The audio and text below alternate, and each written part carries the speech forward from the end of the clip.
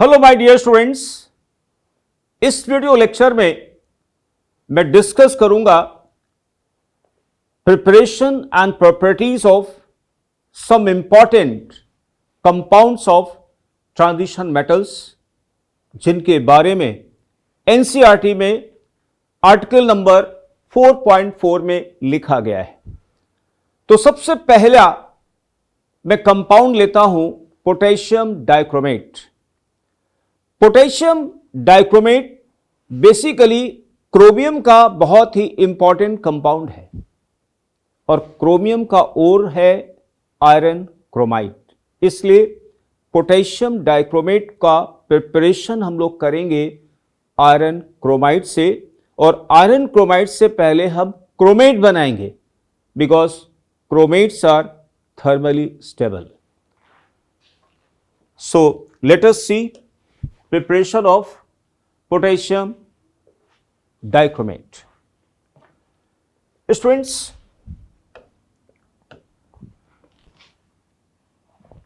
iron chromite is basically mixed oxide of iron oxide and Cr2O3. FeO is basic, Cr2O3 is amphoteric.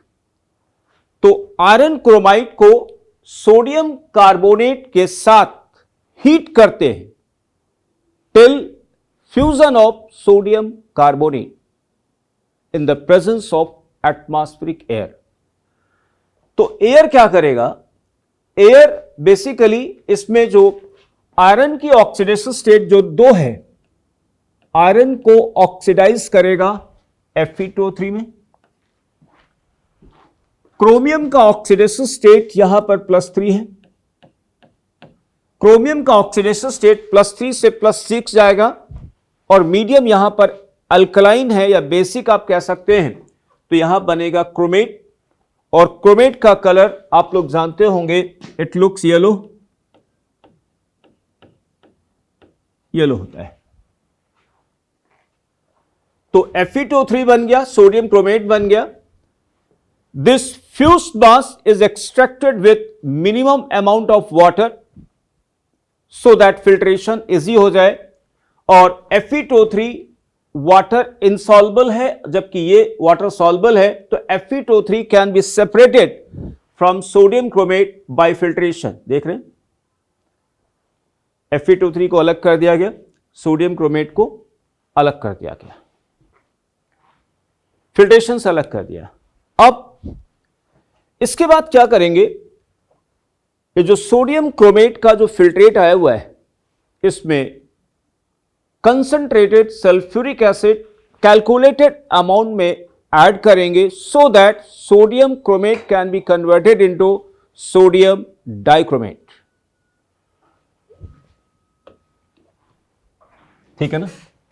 ये देख रहे हैं, concentrated sulphuric acid add किया गया, sodium dichromate बन गया। सोडियम डाइक्रोमेट का कलर कैसा होगा? Orange red.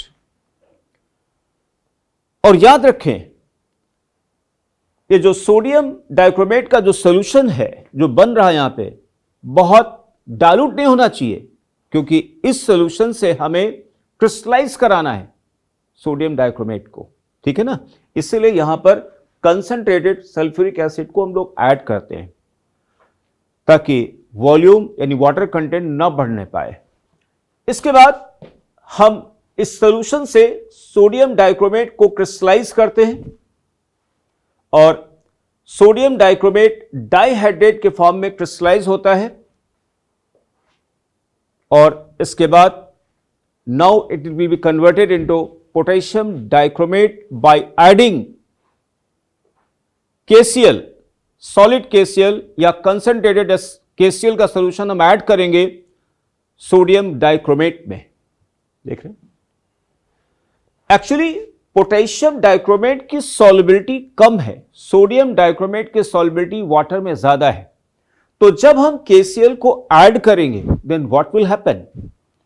इस पोटेशियम डाइक्रोमेट का KSP कम है, तो in the presence of excess KCl या concentrated KCl, potassium dichromate will be crystallized या ऐसा कह सकते हैं ये बनेगा और इसके बाद हम इसको क्रिस्टलाइज कर सकते हैं by evaporation of the water. इस तरीके से पोटेशियम डाइक्रोमेट बन जाता है। तो एक फर्क आपने सुना, sodium dichromate is more water soluble than potassium dichromate. इसलिए आपने देखा होगा कि सोडियम डाइक्रोमेट को as an oxidizing agent use किया जाता है मोस्ट ऑफ ऑर्गेनिक रिएक्शंस में, क्योंकि उसकी सॉल्युबिलिटी ज्यादा होती है।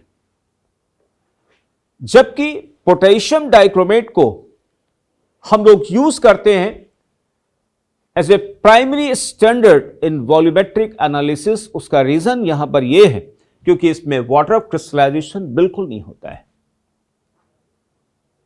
क्योंकि वाटर क्रिस्टलाइजेशन अगर नहीं है तो यानी इसकी नॉर्मेलिटी फिक्स रहेगी विद टाइम। ठीक है ना। अब आगे बढ़ते हैं स्टूडेंट्स, क्रोमेट्स एंड डाइक्रोमेट्स के स्ट्रक्चर्स के बारे में।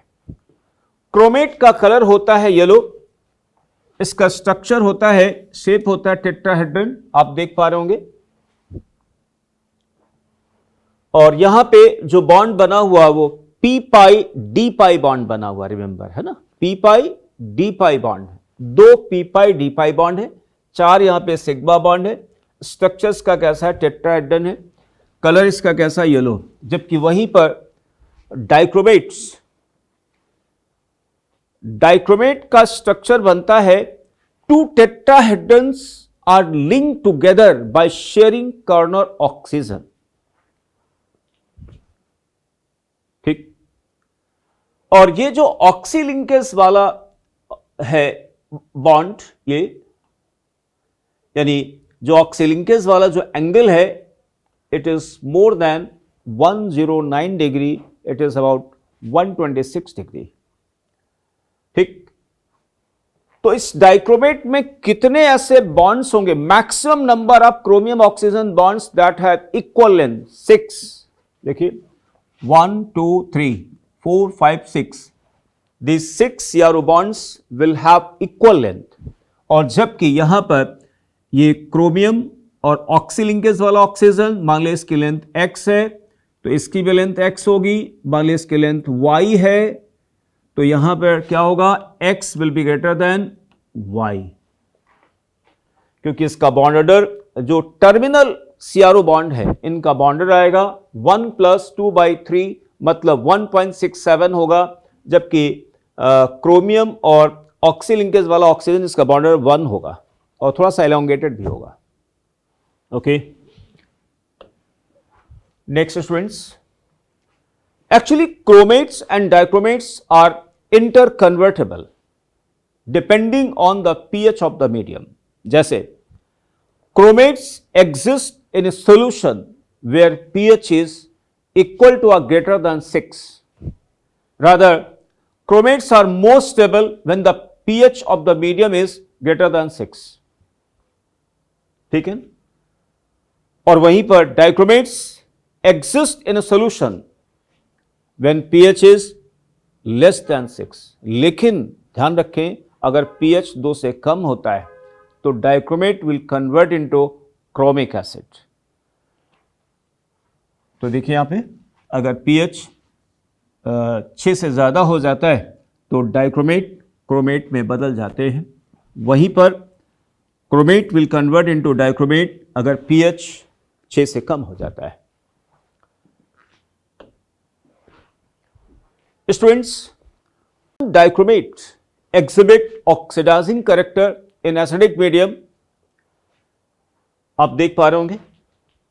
और इस केस यानी इसको ऑथेंटिकेट कौन कर रहा है, इसकी एसआरपी वैल्यू, इसकी एसआरपी वैल्यू आप देख पा रहे होंगे, ऑथेंटिकेट कर रहा है इसको। ठीक, plus 1.33 volt, and therefore potassium dichromate oxidizes I- iodide into iodine, I- को आयोडीन में ऑक्सीडाइज कर रहा है। पोटेशियम कलर चेंज कैसे होगा? Potassium dichromate orange red, I- में नो कलर, क्रोमियम 3 ग्रीन, और I2 जो बनता है, अगर मान लिया I- ज्यादा है तो यही I2 I- के साथ कंबाइन करके क्या बना लेगा? I3-, और वो कैसा दिखेगा आपको? ब्राउन। हालांकि इस I2 को अगर मान लिया इसमें हम कार्बन टेट्राक्लोराइड को डाल दें और उसको शेक करें तो जो आयोडीन बनी है यहां पे, this iodine will dissolve in carbon tetrachloride layer और this layer will look violet दिखने लगेगी। Similarly potassium dichromate also oxidizes H2S gas or sulfide ions into sulfur। तो देख रहे होंगे आप लोग, और ये सल्फर मिल रहा है यहां पे कोलाइडल फॉर्म में। सल्फर कोलाइडल फॉर्म में मिलेगा, या फिर अगर कोगुलेट हो जाता है तो आपको एज ए व्हाइट रेजिड्यू या व्हाइट टर्बिडिटी के फॉर्म में आपको दिखेगा। टर्बिडिटी यानी कोलाइडल फॉर्म हो गया, अगर वो कोगुलेट हो गया सल्फर तो आपको व्हाइट रेजिड्यू दिखेगा। इसी तरीके से potassium dichromate also oxidises ferrous ion into ferric ion. Ferrous का कलर कैसा होगा? ग्रीन। फेरिक आयन कैसा हो जाएगा? Yellow. Similarly potassium dichromate oxidises stannous into stannic ion, stannous into stannic ion. Other reactions can also be made, like potassium dichromate can oxidize nitrite into nitrate, nitrite को nitrate में convert कर सकता है, sulphide को sulphate में convert कर सकता है। ठीक है ना? इस तरीके से हम और रिएक्शंस को हम बना सकते हैं स्टूडेंट्स। इवन ऑक्सलेट को ऑक्सीडाइज कर सकता है कार्बन डाइऑक्साइड में, and so on. Potassium dichromate का यूज स्टूडेंट्स लेदर इंडस्ट्रीज में बहुत अच्छा होता है। ठीक है ना? It also use in leather industries. So dear students, this is all about preparation and properties of potassium dichromates. Thank you, friends.